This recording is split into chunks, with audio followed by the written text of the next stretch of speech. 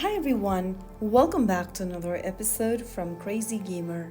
Today I'm gonna be guiding you through how to turn off notifications in Sims FreePlay. If you want to turn off the notification setting in the Sims FreePlay application, first of all open up the game on your device, and once you are inside the game, tap the three dots at the bottom right corner. Now from the menu, click on Options. Scroll down from the Options section and then tap on the Notification option. To turn off the notification, make sure that you've selected Off, and once you do that, you can get back to the game and you have now successfully turned off or disabled notification setting from the Sims FreePlay application.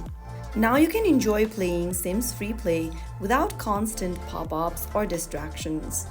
If you found the video helpful, don't forget to like, share and subscribe.